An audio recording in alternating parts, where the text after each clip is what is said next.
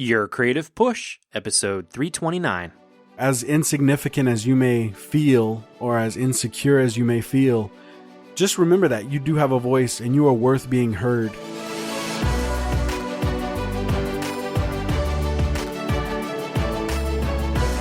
Welcome to Your Creative Push, the podcast that pushes you to pursue your creative passions.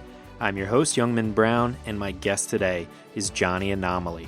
Johnny is a spoken word poet, author, and public speaker, and he comes on the show today to talk about how he turned to writing and spoken word poetry after the loss of his son.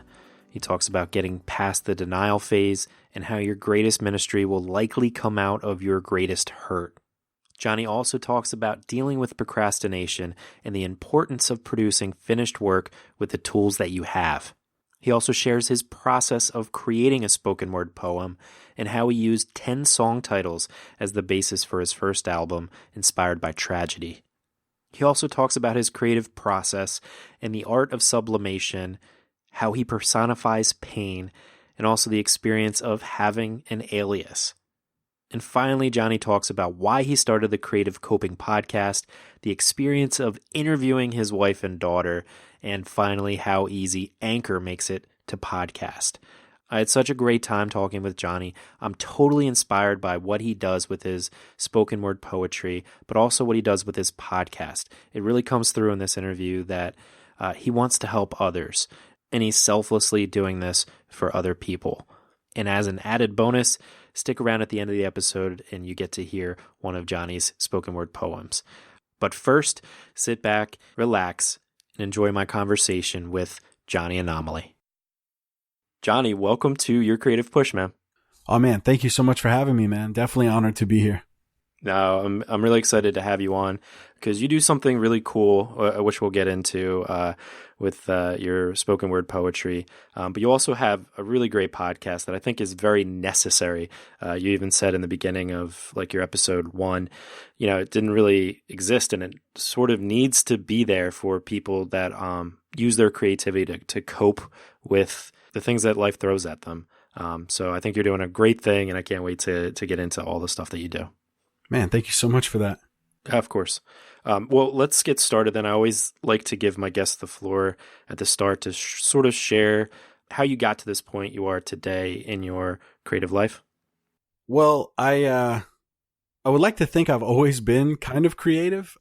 Since I was a kid, I always kind of had my head in a notebook. I've always had many notebooks, whether it's for drawing or writing, just kind of expressing myself in that way. And at 30 years old, not much has changed. I'm still kind of that same guy with his head in a notebook all the time. And now it's, whether it's spoken word poetry or stuff with the podcast.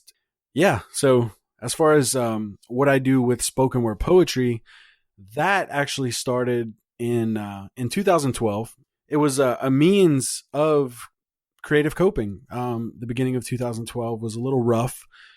To say the least. I dealt with the loss of my son at the beginning of that year and really didn't turn to drugs or alcohol or anything like that to kind of numb the pain in any kind of way. I turned to what I knew best, and that was, creativity, writing my feelings and expressing myself in a way that really helped me out a lot. My faith plays a huge part in what I do. And at that point, my faith in God, my faith in my family or anyone else was just broken. And that really kind of helped me to almost kind of see a light at the end of the tunnel in a way where I was able to express myself in a way that was unedited, unfiltered, and just full on me. And I was able to just wear my heart on my sleeve in that way. And it actually started with a few recordings, and I kind of posted it to SoundCloud and got some really positive feedback. And I thought, well, if, people are resonating with this in a positive way, and I have so much more to say, I can, it was definitely that motivation when other people started to gravitate toward it and enjoyed listening to it and encouraging me to keep going with it, because it was something that not too many people around here was doing. Now, I'm from Houma, Louisiana, and yeah, there wasn't too much of that going on. And if there was, I definitely didn't know about it. So it's allowed me to express myself in a way that, like I said earlier, it just resonates with people in a positive way that makes them want to express themselves in that way. And now, you see so many poets up and coming around this town, and, I'm not saying nothing about me, but they've seen someone kind of step up and kind of say what they really want to say without being unfiltered and unedited. And it's been great. It's been very cathartic for me to be able to express myself in this way, and to see other people react to it positively is just even more so incredible, and makes me just want to keep doing it even more. Yeah. And it came out of something tragic, but Right. I'm always encouraging people to, like it's so easy to, like you said, use drugs or alcohol or any type of other unhealthy thing that is just readily available for you, to sort of forget what you're going through and to not like fully work through it. But dude, creativity, I think anybody has their thing. Like they know what it is that they can most fully express themselves, or most effectively figure out what they're feeling and what direction they need to go to get through whatever they're going through. And sometimes it's a hard thing, because that, as you said, like that makes you put your heart on your sleeve. That makes you put your soul out there and be vulnerable, and like be uncomfortable in asking questions, like you said, like God, are you really like on my side? Like, is this really, are we really bros? Like, why would you do this to me? Like, questions like that can be super scary to ask. But I agree that the creativity is there for us to grab onto, to help us to get through things like that. And that's why I just love your story and what you're doing. Yeah, man. Thank you. And like I wouldn't consider this a ministry at all, but one of the quotes that was kind of stuck out to me during all of that was that it was a quote that said, "Your greatest ministry will most likely come out of your greatest hurt." And through spoken word, I mean, I've seen it. Like, there's a lot of healing involved with being able to say what I want to say, and I know I say that a lot, but it's true, man. Like so many people I hear throughout the years say, "Man, you're just saying everything I've always wanted to say, but I was never brave enough to get in front of a crowd to do it. I was never," and it's like, man, come on. Like glossophobia is what it's called, of the fear of public speaking. Like I recently read in an article that said people rank that over the fear of death. And so it's like the thought of bearing it all in front of an audience, like all the skeletons in the closet, you're basically just opening up and saying, "Hey, everyone take a look." And it's not a pretty thing sometimes, but it's honest and it's real. And that's what it's all about with spoken word poetry, because I have no band to back me as I've had before, because I always wanted to be in a band, and I wasn't in a few bands, and I always just wanted to quote unquote make it, you know what I mean? And music has always been a way for me to express myself. And without a band and all these things I was going through, it's just like, you know what?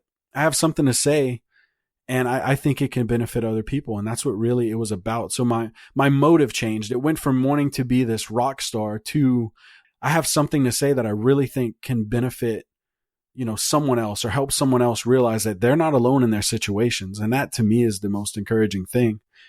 Yeah, and I think that your value is there, because you're always talking about how you want to you even said it just now, like wanting to show others that, it can be done, that, okay, here I am, I'm doing it. And maybe you might not resonate with what I'm saying, but at least you resonate with the fact that you can do it. Like you can do whatever the thing is that you want to do, even if nobody else around you is doing it. If you have this call to do something, all you got to do is start doing it and stand up and be brave without a backup band or anything like that. And just stand up there and say what you feel. Like that's what I encourage students to do. I'm a public speaker as well, and I go into high schools and present my poetry to classrooms, to whether it's speech classes or English classes. And, that's how I introduce myself. I ask if they've ever heard of spoken word poetry, and most of the time the answer is no. And so I kind of spit a little piece and get them, kind of warmed up to the idea of, wow, like this guy can actually stand up there and just present without a big presentation or anything, and just using his words to deliver a message that is, impactful. And at the end of class, I encourage them to do the same. And man, they're all for it. That is just the most remarkable thing is like students who barely even talk in class to get in front of their classmates and present something that is just so profound and just so amazing. They're talking about things that they would have never, I would have never expressed myself in that way in front of my classmates, but they're getting up there and they're doing it, and they're, slowly losing that fear of public speaking, of getting in front of a crowd and saying, hey, this is how I feel. Like, listen to what I have to say. Maybe it can help you in some kind of way, shape, or form.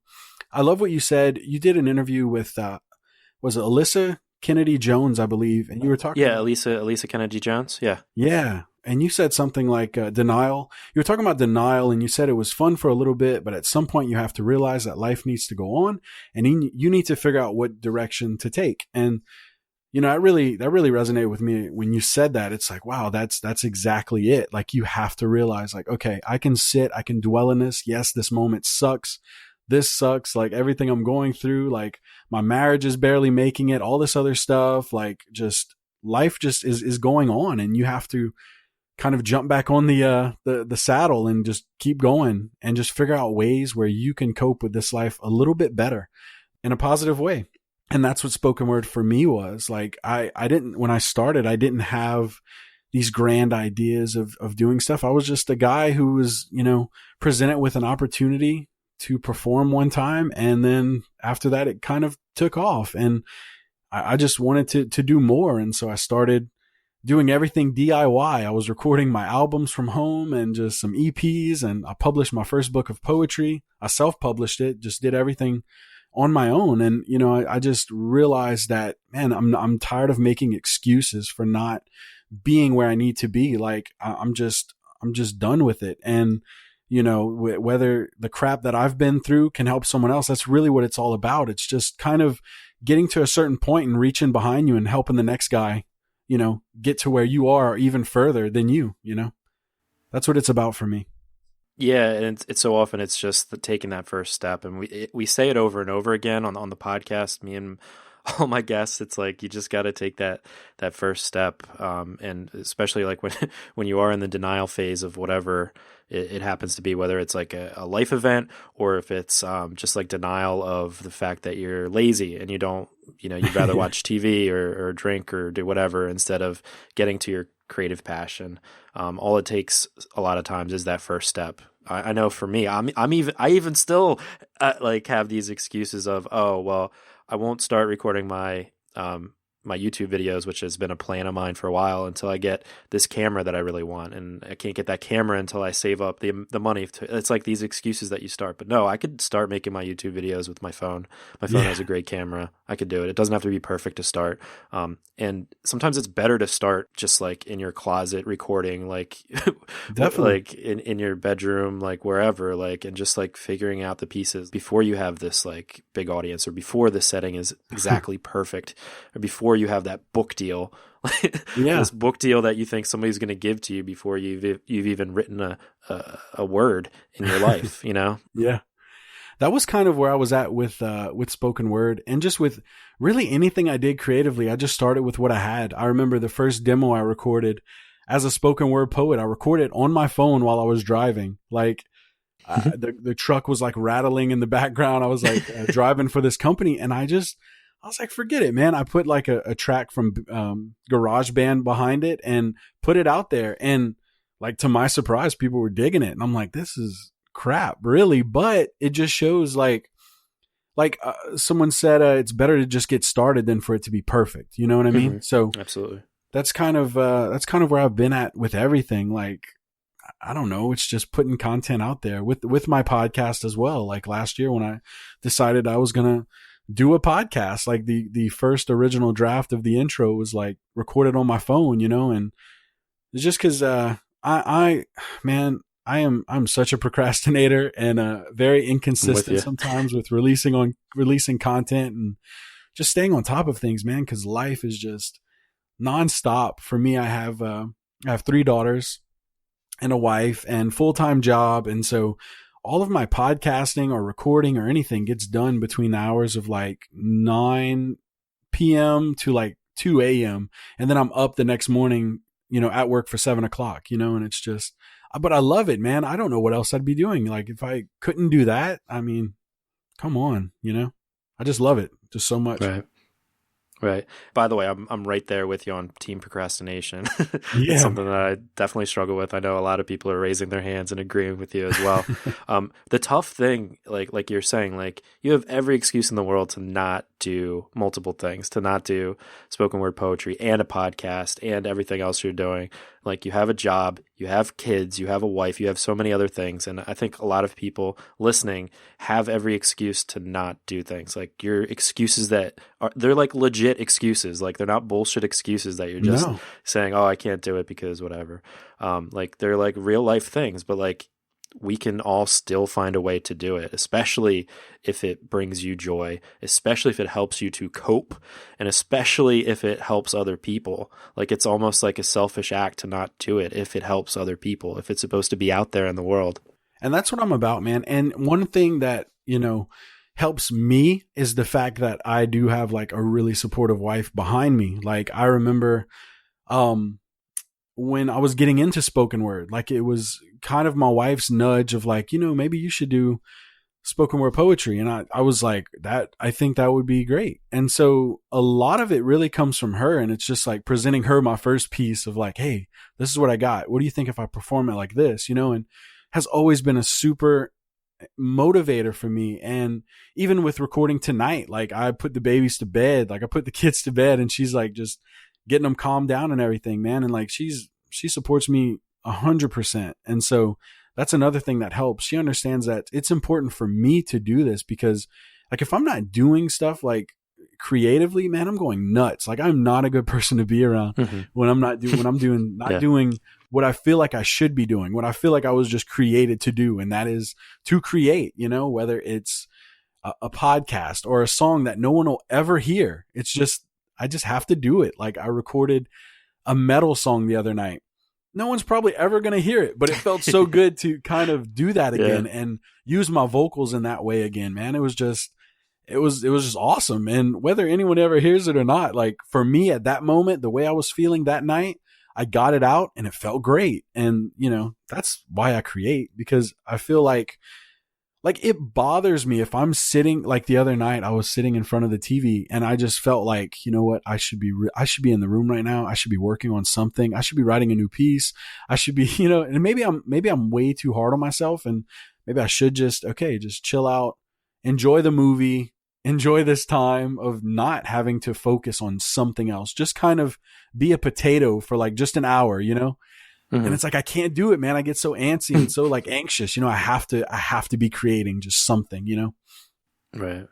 Yeah. I think all creative people can resonate with that idea that like, it's like this energy that needs to get out of you in some way. And kind of like we were talking about before with you having every excuse to not do it. If you don't get that energy out then, and you're supposed to be doing something creatively, then you can start to resent the people that are closest to you in your life because you're using them as an excuse to not do it, instead of you just not taking that extra effort and sacrificing sleep or sacrificing whatever else it is that you can throw out the window in order to get that energy out and to be fulfilled. I know I definitely resonate with you because like, before we jumped on, I got home from work and my wife and I were watching some TV while we were eating. And I'm just like, oh, I should be like getting ready for this interview, or I should be like writing or editing like next week's episode or something like that. And we kind of have this understanding now that like my time won't be enjoyable if we're sitting down watching a movie. I need to do my work first instead of my work afterwards. You know what I mean? Otherwise, I'm not going to really enjoy it. I'm going to be a little bit cranky. Yeah, man. Same here. That's good to know, man. It's good to know there's others out there who feel the same way. Oh, you are not alone. Well, I want to talk about spoken word poetry and kind of the act of how you create your poems. Yeah. Walk us through the process of like the writing it down. Do you write it down first, or do you just like say what you're feeling out loud and then write it down later? How do these things shape into what like the final version? That's a really good question, and not something I even had to even think about, because it just seems like such a natural process for me where it's like, wow, where do I start? And you know what? It's a very annoying, just horrible process. It's really frustrating for me to even write like spoken word poetry and do this. I'm like, why do I do this to myself? And it's like, I can't like stop, right? I can't like, forget it. Screw it. I'm not doing this poem. It's like, no, it's something that just draws me back to it. And I just have to do it. And sometimes it might just start with one line. It might just start with an idea. Like I was listening to this band called, Lights in Motion, and it's just one guy and it's just instrumental music. And I love that stuff. And normally I can't write to music, but I was listening to this instrumental and it just really, it just felt great. Like it just felt great. I don't know how else to say it. It just kind of, it was great. And so when I checked out the title of it, it was titled Paper Wings. And I was like, wow, what would it be like to fly with paper wings? And how would that be? And, and that went into, I tell my kids not to run with scissors in their hands. And what if they're flying? What if metaphorically they're soaring and they're chasing their dreams, but they're the ones who hold the scissors in their hands and they're clipping their own wings with self-doubt and all this stuff. And it's a crazy place to be, but this is all going on in my head. And it led to me writing a poem to my kids called Wings. And, throughout the poem, I'm just talking about, warning them not to run with scissors in their hands and to give flight to their dreams. And even though they might eventually be shot down, it was worth standing on those clouds than to be complaining to everyone else on the ground, and it's just, that's kind of where my mind went. And I wanted them to take risks and do things like that. And, at the end of the poem, I say, with what I have in my hands, I will scatter the remains like seeds. And one day when I'll look back, maybe there will be something that resembles a tree that with roots so deep that reminds me to never regret taking that leap. And I end with, I only hope you can do the same. And it's just that idea that what I'm doing now with spoken word poetry, I might not like making it isn't really on my radar, but if I can just plant these seeds of encouragement, of just being just positive and in some kind of way, maybe when I look back on all of this, maybe eventually I'll see some trees kind of rooted up and I'll see people who have taken it a lot further than I ever could have. And that's what I want, man, just to leave that legacy behind. And if it resonates with anyone else in the crowd, or of course I want it to resonate with my children, but if anybody hears that and just understands, like, that's all I want for anybody else is just, I'm not in a competition with anyone. It's just the fact that I want you to go just as far as I am. That's why I go to high schools and, they have this idea that I'm this celebrity. And it's like, I'm not. I just literally just came here to encourage you all to take it even further than what I am now, And that's what it's all about. And that's kind of the process. And the way my crazy mind works is it might start off with just an idea of just a song title or an instrumental, whatever. Like my first album, Inspired by Tragedy, that I released in 2015. I literally started spoken word poetry with song titles. I had 10 song titles and I knew the themes I wanted to address in each song title. Like I had one titled Monster Behind the Mask. I wanted to talk about being the clown in front of everyone else and, all of these things, but yet having this deep internal rage and just this uncontrollable temper sometimes but putting on the mask when need be, I had a poem called Painkiller, where I was just talking about my faith and what God meant to me and, how I didn't need drugs or alcohol or anything like that to cope with, my loss or cope with things in my life, because I had a pretty rough upbringing. I mean, my parents split up when I was young, and that's probably kind of the way I've probably, now thinking about it, the way I've probably always coped with loss or disappointments or just different things I was going through in my life, because I was always in a notebook. I've always been known to kind of just have so many notebooks, and, I still have a lot of those notebooks from when I was a kid. So maybe it's always been, this way of coping for me, but now it's more so where now my kids can kind of get something from it. And my oldest daughter wants to be a spoken word poet, and she's, writing and stuff like that. And it's really cool to see, man. And I'm sorry, I kind of went off track, but the writing process, that's basically how it starts for me. It's just an idea, maybe just a one line I wrote a piece called Bangarang about the movie Hook with Robin Williams, and kind of like that idea that, you have so many people that can be kind of coming against you, and you can just come out with the best punchlines and, have people behind you like Bangarang, just this excitement and this feeling of like, man, I am not alone. Like there are people behind me, and it's just great. Like I can be inspired by movies, man. It's really great. And the great thing about spoken word poetry is that I'm not limited to music. I always had to write lyrics around music. And now with poetry, man, I can start from anywhere. Like I can start at the end and work my way to the front, or start my way at the front of the poem and work my way back, or start in the middle with just the meat of it all, and there's really no rules or limitations that I put on myself. So that to me is liberating and, like I said before, cathartic in the best way possible. Did you write just poetry on paper before you got into spoken word poetry?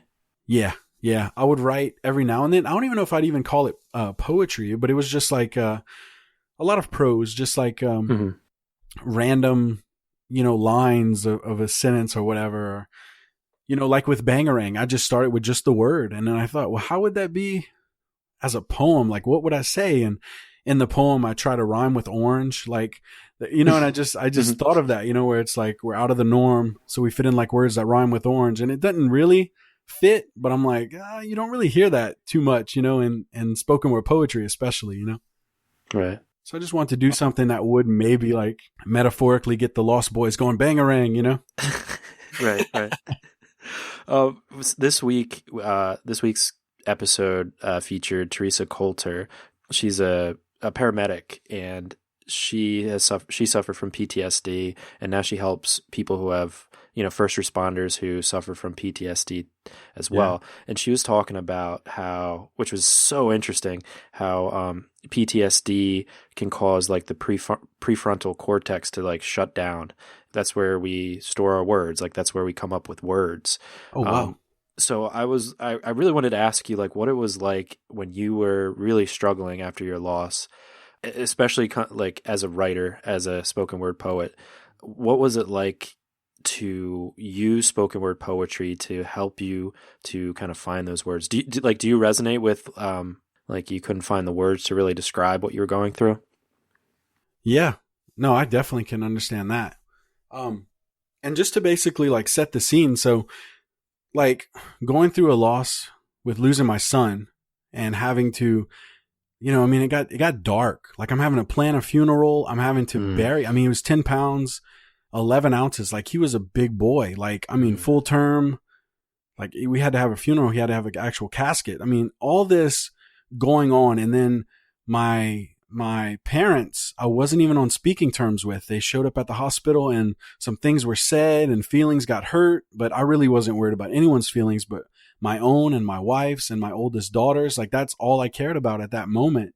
And so I said things, did things that looking back on it, there's been a lot of reconciliation within the family, but in that time, it's like I'm losing my son, my dad, my mom, my stepmom, my siblings, like everyone just kind of turns their back, right? And I'm just left in this place of just, damn, like I have to be here for my wife. I have to be here for my daughter. And then the whole time I'm thinking, who the hell is here for me though? And it's selfish to think about, but literally like I really had no one but my wife at the time, and she's grieving as well. So trying to find all the words in all of that and just trying to hone in and just like I said, just kind of find those words and basically just, even now it almost leaves me at a loss of words just thinking about it, Yeah.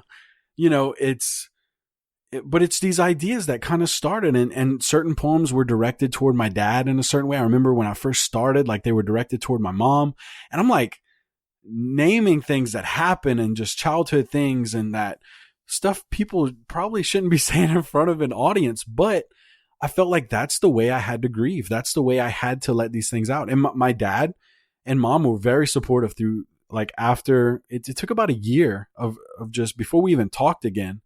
And my dad would come to shows and I'm doing poems that kind of are talking about him and showing him in a negative light, but he's back there clapping and just applauding me for just speaking and saying these things. And even though in a way he was hurt by it, he respected the fact that that's the way I had to grieve.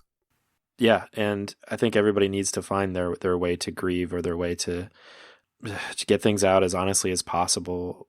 As you said, like when you're first doing it, it was, for yourself, for you to be your own way to get through things. Yeah. But then you realize that, this could help other people, or the best way that this needs to be shared is kind of the way it was designed, spoken word. And what better, like spoken word to who? Like to other people. Yeah. I love this quote. There's a quote by John Mark Green that says, "Maybe that is my superpower. I can inhale pain and breathe out poetry." That's my life. Like, that's just kind of what it is, I call it the art of sublimation, where it's just taking something so negative as a death, or as just a loss of family, friends, just everyone turns your back, and you take all that negative shit and turn it into something positive and put it back out there into the world, and people resonate with it. Man, that to me is the ultimate, where it's like, wow, I'm given permission to feel this way. I'm given permission to express myself in this way, and other people are getting something positive from it, man, like I can't ask for anything better than that. So that to me is making it. In my eyes, I feel like I already have, and, just being able to do that and see the people behind me that are now coming up, whether it's students or anybody else, like being able to express themselves. Like these kids in these classrooms, man, they're cutting themselves. I've heard some really dark and horrible stories, and it's one of those things where you give them 15 minutes to kind of write whatever they want, and they don't want to present in front of the class, but you read this and you're like, whoa, like you went through this, and it's like, dang, but it gives them permission to feel. And some of them even told me that they were never allowed to, or even felt like they were allowed to express themselves until given that opportunity to just say exactly what you want to say, and no one even has to see it.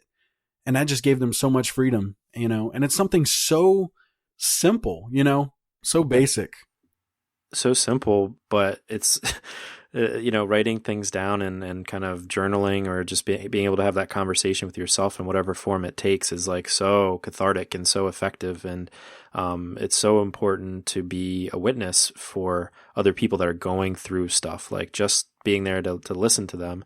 That's kind of been a theme of the podcast recently, but to be able to be a witness for yourself and finally kind of admit those things out loud. Again, it can be for your eyes only, but being able to put it out of your head and put some shape and form to this, like very like wispy and kind of unattainable, unfigure-outable pain or thoughts that are going through your head, and being able to put a form to it is like so effective. Yeah, definitely. You have to personify the pain.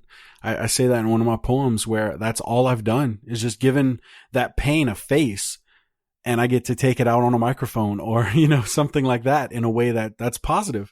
And that's the way I like to look at it, that I've kind of formulated all of this pain, and I put it in front of me, and I'm taking it out on the microphone to the audience that is hearing me talk in this way or address my issues this way. And it's been an incredible journey, man. And I love the process of it all. Sometimes it's painstakingly frustrating, and just, you wonder, like, what the hell am I doing? Why am I still doing this? Does anyone even care? But when it's completed, and it's like, you look at it and you look at something you create, or you look at the words that are on paper now, or you listen to your podcast, and it's like, wow, like I got to do that again. And it's like, you know what I mean? Like you forget about just the frustration and all this stuff until you like just look at it, and it's like, wow, that looks great, or that sounds great. I should do it again. And you just put yourself through it again, That's the process for me, at least. That's the creative life, man. Just gotta keep doing it. Like we're like tortured by this thing that we have to do, and that's why it's so great to have finished products and to ship stuff, because that you can look at, like especially stuff that you can look at a year later and see how far you've come, or see that it still inspires you, or you're still proud of it, or you're still encouraged by it. Like being able to like produce tangible things, finished things, and put them out into the world is like what it's all about. Yeah, exactly. That's what I'm all about, man. And that's one thing I loved about doing the book, is like just having my words in a tangible state where people can hold it and read it. And those who may not even like spoken word poetry, it was a way for them to be able to read these words in a way that Because look, when I first started, it was like very in your face. I was very aggressive and very like, I'll just speed. Like I was just so fast with my words and just the way I'd present it. And it was very dramatic. And a lot of people couldn't handle it. But when I'd post the lyrics online or whatever, it's like, oh, wow, that's what you're saying. You know, it just made things a little bit more easier to digest. You know, people have told me like, hey, you're too aggressive live. I don't like your performances. Don't take it in a bad way. It's just not my thing. But your words and like just sitting there and reading your words is great. You know, something that is easy for them to understand and relate to. Right. But there's something, like I said before the interview, you're like the first spoken word poet that I've really like actually like listened to, you know what I mean? Yeah. And it's just so, I'm like jealous because it's like such an effective way. And by the way, it's effective because you're very talented at it. Oh man, thank you. Yeah, but like there's so much emotion that goes into it when you're able to say the words the way you want to say it, whether it's aggressive or fast or whatever. It's like such a beautiful experience. Oh man, thank you. I try, man.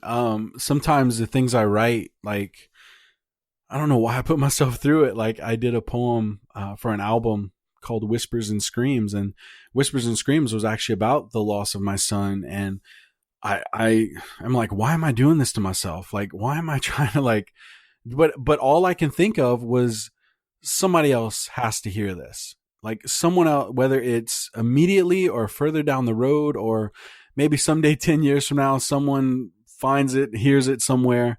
I just felt like someone needed to hear it. And for them, I felt like that's who I was doing it for. So in 2 takes, I'm like, okay, I'm done. I can't do this anymore. It's just too much for me. But after it was done, it was like, okay, it's great. It helped me out. It helped me heal in a way that I'm just so glad I was able to express myself in that way. I don't know what I would do if I wasn't able to express myself in my writing or my performance poetry or whatever. I would, oh my gosh, like I'd probably kill someone, man. I'd probably be like, I would be a nut job, dude. Like if I couldn't, you know, express myself that way and that energy out. Yeah, that's why I say it is definitely the art of sublimation, man. It's all that negative stuff that I've been through, man. Some marriages don't make it through that. Lots of them don't. Yeah, you know, it's something that I know friends, I mean, who have been through way less, who is just there's no way. I mean, they felt like their life was unbearable, you know, and it's like, wow, you had it pretty good, man, you know, you would think, but you never know what people are going through behind the scenes. And that's what I tackle in my poetry is all the behind the scenes stuff. Like I said earlier about the skeletons in the closet, I'm more than willing to open it up and let everyone see. And if it's a great thing, man, because it's liberating for me because I have nothing to hide. I'm pretty much a freaking open book to everything. So much so that it's like, okay, dude, you should probably keep that to yourself. But it's like, well, I was asked, man. Someone asked me and I just said it, you know, it's whatever. Right. Well, what was your catalyst for starting the Creative Coping podcast? What led you down the path that you realized that you needed to not only share your story, but also talk to other people that have used their creativity to help them cope with something tragic that has happened to them? It started out as an idea for a book. So I was working on a creative coping book, which I'm still working on, but that was where the idea of creative coping came from. I wanted to just kind of tell my story of how through that loss, I was able to do some pretty cool things with my poetry in a way that didn't end with me killing anybody or anyone else suffering negatively from it. And to be able to do what I've done with spoken word poetry, like I did, it was just last year, I did a writer's conference with R.L. Stein. Like cool. That to me was incredible, you know? Like a small town poet like me was able to present at the same conference and with my little book, you know, that I self-published, you know, and kind of that to me was incredible. And it's like, wow, if I probably wouldn't have gone through any of that, would I even have these words to say? I would have never done it. There would have been, I don't really think of any other reason why I would have ever wanted to do spoken word poetry. And that's my story, man, is just taking that negative, man, and turning it into something positive. And that's where the idea came from, and doing so many performances with others and hearing their stories from the stage, because poets are a lot of them are very open. They allow this introspective look into their lives through their performances. And I wanted to go deeper. I wanted to hear more of those stories because they were sounding very similar to my story and other people's stories. And I'm like, man, if we could just get this recorded, if we could just have this to where other people wouldn't feel so alone in their struggles or things that they're just dealing with just day to day, that would be great. And so the idea for the Creative Coping podcast actually came from Andy J. Pizza's The Creative Pep Talk podcast, right? So I'm listening nice. to him. He's been on the podcast. I love him. I know. Love that guy. That's exactly why I reached out to you. I'm like, you know what? Andy J. Pizza, I'm like, I'm going to take a shot and I'm going to ask to be on this show. Like, it was just one of those things, where that was the big thing for me, and him, just the way he was just super like he was just motivating and just inspired me to just say, you know what, I'm going to turn this thing into a podcast. I have no idea. I have no format. I don't know where this is going to go. Didn't even think I'd make it a year. There's no way.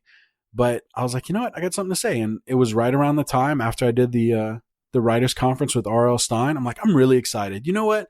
I want to just tell my story and just, talk about how I've recorded my albums DIY and did all these things and all of that as a form of creative coping. And others with similar stories have come on the show and shared, their talents and shared what makes them tick. And that's really where it started, man, was just the art of storytelling. I feel like, in some ways it's kind of like a lost art, but not really. It's just that, with podcasting, I feel like that's just a way to express myself creatively. And what's it been like? You've interviewed a lot of people, and most notably your daughter and your wife. So what was it like to have them on the podcast and kind of have them be a part of it? It was interesting. It was because I feel like with podcasting, I feel like, you talked about it with Andy J. Pizza. You were talking about the monikers. You were talking about the names. Like, of course, his name isn't Andy J. Pizza. It's Andy Miller.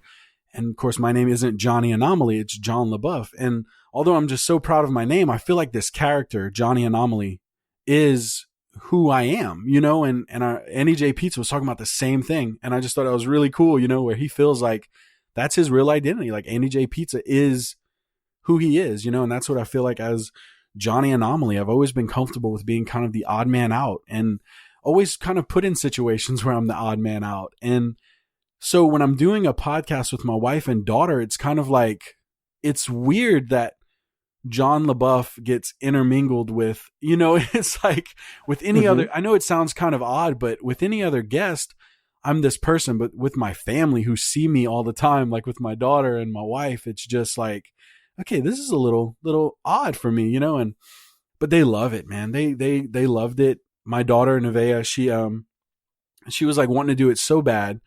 And she's been wanting to do it so bad. And I'm like, you know what? Let's do it. I'm like, she was awesome. Oh man, thank you. She was so excited. So she was like, I'm like, okay, look, you want to do it?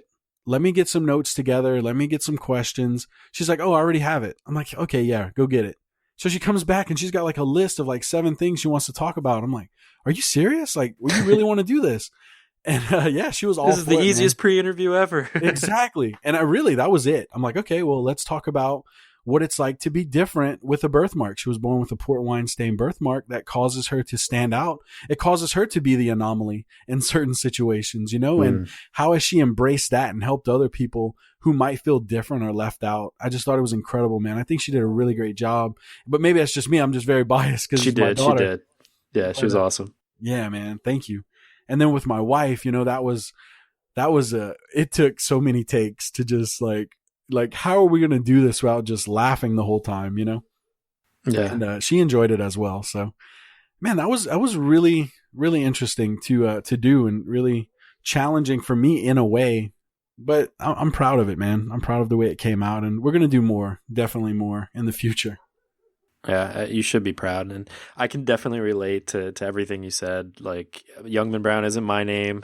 My real name is Michael Young, but I've embraced this. Like, I don't feel weird when I sign the email Sincerely Youngman, like it feels natural now. But I interviewed my sister in episode 300, and it was like my first face-to-face interview too, because everything else is on like over the internet. Yeah. And it felt weird. I felt like a weird imposter. I'm like, oh, I'm faking this shit. Like, it's so strange. But yeah, I can definitely relate. But that was like, I still look back at that as like one of my favorite episodes. Like anytime you're able to incorporate the people you love into the creative thing that you do, it makes this like real special thing. Yeah. Kind of like we were talking about before about creating something and looking back at it. Like this is like, that's like a moment in time that we'll remember like when we're 90, Yeah. like remember that time you were on my podcast? Remember when people listened to podcasts and they weren't with earphones and it wasn't just like implanted into your brain? Yeah. It's just like, that would be my encouragement to anybody listening is find ways to incorporate your family, your friends. It makes it so much more real and it makes it so much more fun. Yeah. And it feels like it's kind of weird, this identity that I have as Johnny Anomaly. And that's kind of the name from an artistic standpoint, because look, I'm really proud of my name. Like I'm a junior. I'm named after my dad, and I'm very proud of that name, but it would seem odd, I guess, if I ever got on stage as John LaBeouf. It just, okay.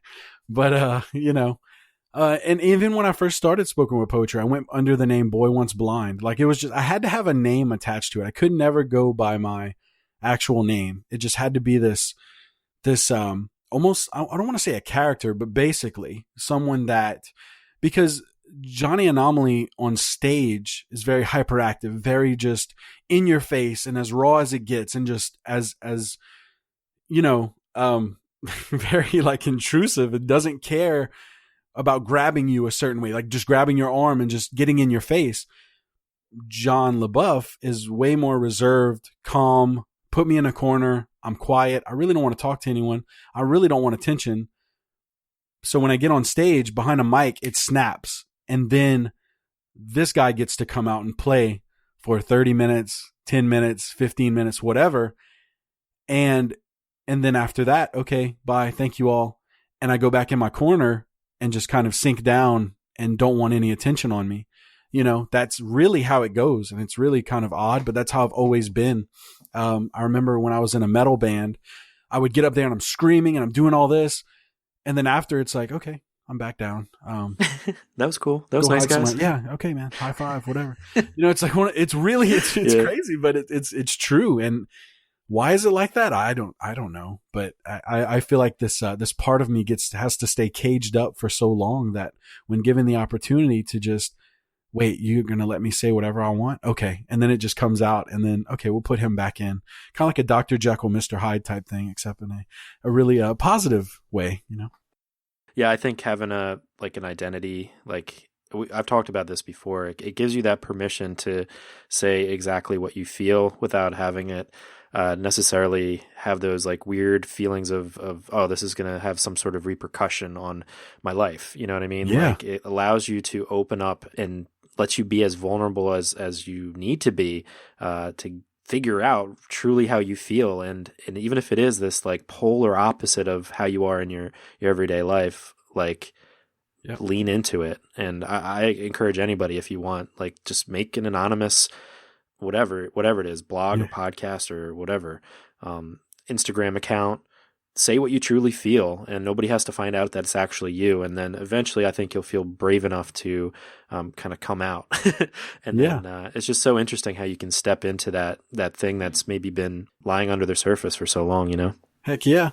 I always share quotes. It's crazy, but just one that comes off the top of my head was, it's Gustav. I forget his last name, but the quote it was actually from a book called Steal Like an Artist from Austin Kleon.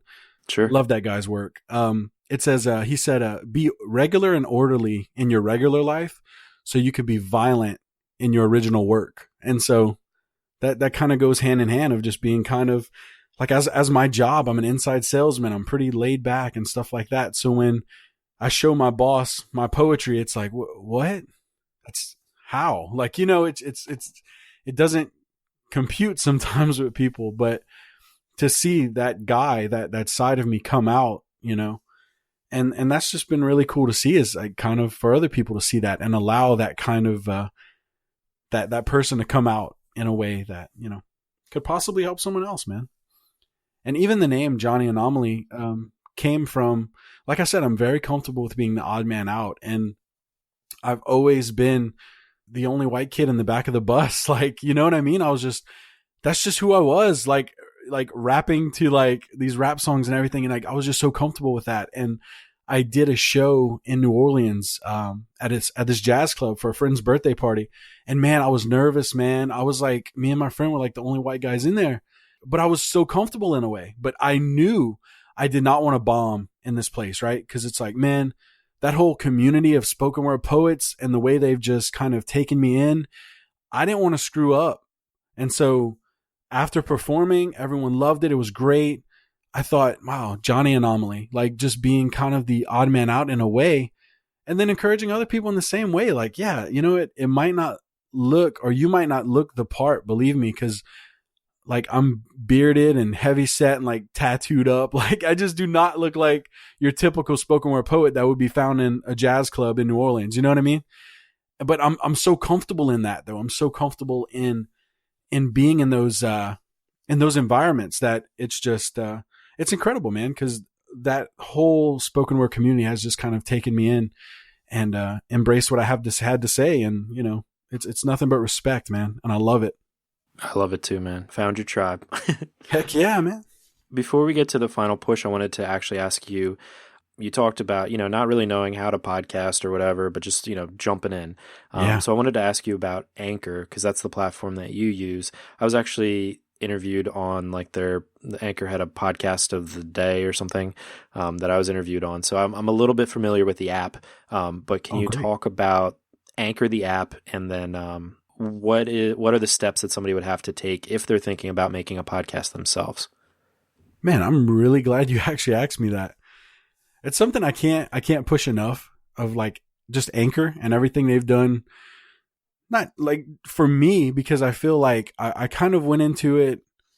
I've done like I said before, like DIY recordings. I record from home, everything I do. And I record with a free program, Audacity, right? So I record and edit everything in Audacity. Same here. Costs nothing, so it's free. And then the app, I mean, literally makes it so simple and convenient to where you can literally podcast anywhere.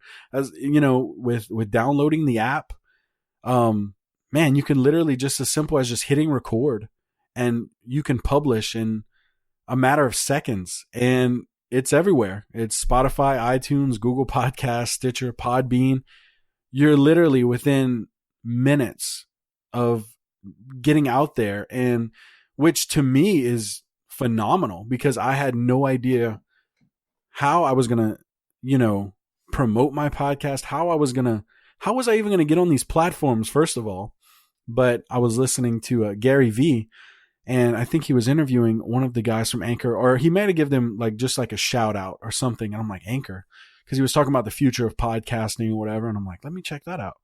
Literally download the app and within seconds, like just record like something real quick. And it's actually so convenient to the fact that I recorded it, and when I hit publish, I didn't realize it was going to all these platforms. Mm-hmm. So when it did, I was like, oh shit, that wasn't supposed to get out to the world. Like that was just supposed to be something for me. So I had to hurry up and contact them. I was like, hey, this wasn't supposed to get out. This was actually me just testing the mic and stuff like that. Right. And they were like, oh, no problem. They took it off the platforms, and then they were just like, yeah, just next time, just when you're ready, just hit publish, and it's available everywhere. And man, it's so simple. Like they record, I mean, you have options for background music. You can do breaks within the podcast. You can contact others who have the app. I did a phone interview the other day. Sounded great. Literally just from my phone, connect with them through Anchor. It comes through, you just hit record, and it's really that simple. And man, it's definitely changed, the way I thought of podcasting, and this idea that I had to have all this equipment and all these things and, all of this stuff. And yet all it took for me was just say, you know what, I got to do it. And I did it and put it out there. And then it kind of pushed me to put out more content, because it was like, okay, now that that's out there and you put out an intro, now what? People might be expecting a little bit more. And so it kind of pushed me to do it. And like I said, so convenient to the point where I was literally posted like on iTunes and everything, and I'm thinking, oh my gosh, no one's supposed to hear this yet. And like this is just like, it was literally something along the lines of, all right, testing, mic check, okay. Welcome to Creative Coping Podcast. I am your host, John. It's just like so dry. It's like, oh man, I would have hated if someone would have been like subscribing to iTunes on that. Yeah, let's check that out. No, Get off my feed. Yeah, get off, man. It's no one's supposed to see this. But they make it so convenient, man, and just an awesome community because they have a closed group on Facebook with a community, the Anchor community, man. Just how supportive everyone is of each other. The way that, you know, if you want to find a guest on a podcast, there's just so many people willing to come on as a guest or have you on as a guest, and it's just a really cool community that I've found within the podcasting, you know, the podcasting world, because to me it just seems so far fetched to me. And like I said, with no real plan, just an idea of like, yeah, I'll start a podcast, and you know, a year later, you know, I kind of haven't been as consistent, but I'm getting better, you know? Yeah, that's I'm always encouraging people that have any type of inkling of, oh yeah, maybe one day I'll create a podcast, or I think I have something to say. I'm like, dude, do a podcast. It's so easy. Just hit record. And, like, I'm always there to help them. But yeah, I think the barrier to entry with Anchor, something like Anchor, is so much lower. It's so much easier. So we'll definitely link up in the show notes page today, links for getting started on Anchor and where they can find you on Anchor, as more importantly. Yeah, for sure, man. Cool. Johnny, this has been awesome, but it is time for the final push. And that's where I ask you to reach through the microphone and grab the shoulder of one of the listeners that you've already really inspired today, and just give them your best final words of advice and really push them to pursue their own creative passions. All right. Stop making excuses. Just do it. You have a story worth being told. You have a voice that matters. And, you know, as insignificant as you may feel, or as insecure as you may feel, just remember that you do have a voice and you are worth being heard, and you have a story regardless of how good or bad it may be. You know, you have a voice, and use it wisely. There's people who are counting on you to speak up, man. And that's what I encourage all of my listeners to do at the end of every show, is to speak up, stand out, and stay creative. It's got to be that constant reminder that what you're doing is important and it's affecting people, whether in a negative or a positive way, hopefully a positive way. But there's something that, you know, you need to just put out there. And if it's something that you keep putting off because of excuse, whatever, or you have a job and, you know, this is demanding or that's too demanding, just be done with it and just, you know, focus on, you know, that's the biggest thing I could say is just focus. Be precise, have a vision of where you want to go. And maybe that vision is a little foggy right now, but just take that first step and see where it takes you. Like, you might be dreading recording that first episode of your podcast, or writing that first poem, or, you know, submitting your work to your creative push, you know, and, you know, just taking a chance. Just take a chance. The worst that anyone can say is that no, or if they even respond at all. But you have to be willing to take a chance, regardless of what that looks like in your life. Just be willing to do it. And once again, speak up, stand out, stay creative. Perfect words, man. Perfect words to end it. I like the way that you sign off on your podcast, because I think it is super important. And yes, it's so important to take that first step. And yes, it's so super important to be uncomfortable and take that chance. Send that email, do whatever, do it every single day, get used to it. Just keep trying, just keep pushing. So yeah. Dude, Johnny, thank you so much for coming on the show today, for sharing your story, for telling us about spoken word poetry and sharing your inspiration, man. I really appreciate it. Oh, young man, thank you for having me, man. Of course. And for everybody listening, you can find Johnny on Facebook and Instagram. He is Johnny Anomaly.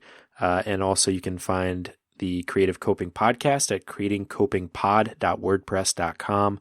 But don't fear, we'll have that all linked up at today's show notes page, yourcreativepush.com/329. Johnny, thanks again. Thank you. Oh man, my thank you once again to Johnny for coming on the show.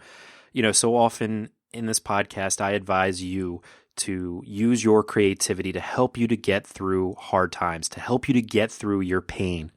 And I'm not going to lie, sometimes I feel like an imposter by telling you to do that, because who am I to, first of all, step into your world, to step into your shoes and pretend to know that I know what you've been through or what you're going through currently. And second of all, I feel like I have had an easy breezy life, so to speak. Of course, I've had my problems. Of course, I've had my issues, but in terms of major tragedies or major traumas or major life things, I've had it pretty easy so far, knock on wood. So it was so inspiring for me to be able to spend some time talking with Johnny, discovering his podcast. This is somebody who has been through trauma, somebody who has suffered great loss, and literally turned that loss and turned that tragic time into something positive, into a way to help other people, even though it still brings back pain for him. It was a way for him to be able to get through that whole process, that whole grieving process, but then to take it one step further so that he can help other people. He mentioned it so many times.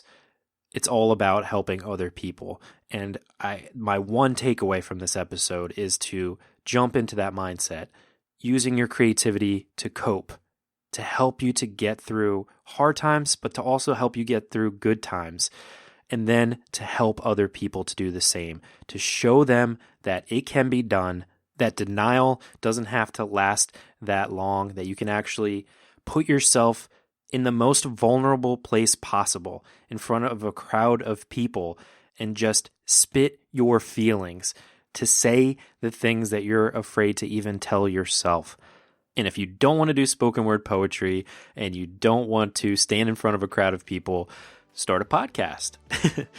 Sorry, any opportunity that I can encourage you to start a podcast, I always do. So now you have Anchor to use if you want to make that process even easier.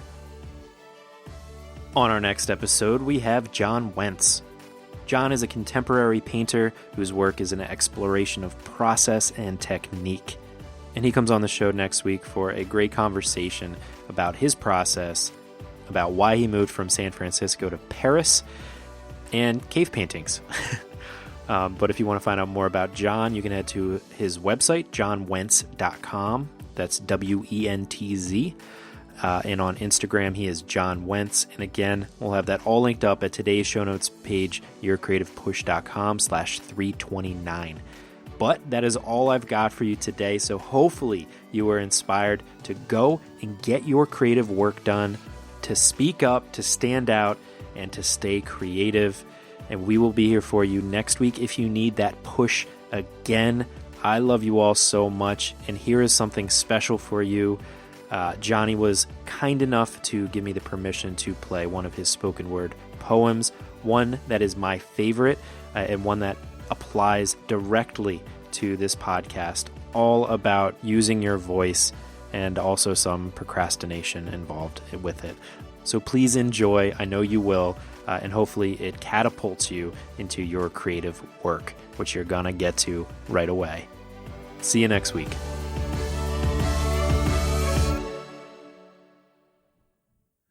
It's been 3 weeks since the last time I wrote. Yeah, so much for remaining consistent. I know that procrastination is only an obstacle in the way, a thick wall that I have climbed so many times that I'm surprised I hadn't conquered it by today. And these pages have remained empty without even the slightest stroke of my pen, and maybe it's the fear and doubt that keep me from completing even the simplest of assignments, and better yet, where do I begin? It's these questions on my mind that stifle the progression of the right words that are already so hard to find. Look, I've got a habit of undermining myself and overthinking, so maybe that's the reason for my current state of being. A dilemma that I have found: is there any way to write without seriously breaking down? Because I haven't found an easier way to let these words out. As you can see, this really has a way of provoking me, but knowingly I couldn't give it up if I tried. When these words don't come easily for me, it's like pulling teeth every time, but I fight to memorize for a chance to speak, and I find that even if I'm the only one who stands in my way, it's me against myself before anyone else even has a chance to criticize what I have to say.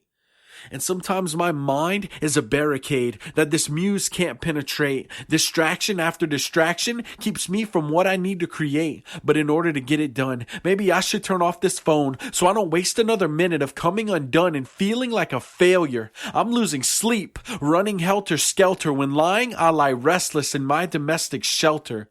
But this is only the inception of what it takes to really craft something that will be able to survive longer when your last day has come to pass, so at least it is for me. It's known that without vision the people perish, but for too long I've been misdirected, so it's time to realign myself with a bolder message and get back to the basics where I didn't have anything to lose but my patience. I cannot believe I am still here saying this. But more surprised than me are those who refuse to believe in what I could achieve using only my ability to speak. So like a match lit from my lips, I have used these words as torches to pierce through the dense smog of incoherence and ignorance. A beacon in the dead of night, while the captains of these ships struggle to find their way, I have witnessed these words act as a lighthouse to help guide those wandering, weary souls to bay. And if by some chance I have given you a sense of hope, rest assured that I will continue to do so, though disconsolate you may seem to feel. Raise your voice when you're afraid and show fear that you're not intimidated to stand in its face, feet planted and eyes locked in such a gaze that will be sure to drive those same cowardice fears away. And now make your way to the stage with butterflies in your stomach, gut-wrenching like you're about to vomit, taking the focus off your trembling knees because someone you may not know is depending on you to be the light in their time of need. So don't let it be doused. Don't be the one to put your own light out. As a matter of fact, you should ignite like a spark in an enormous forest during a drought in the middle of August because you are a juggernaut. So remain impervious by your nervousness. And in learning this, you can become worryless when tempted to spew anything less than glorious. And in such a cold, cold world, may your words be torches.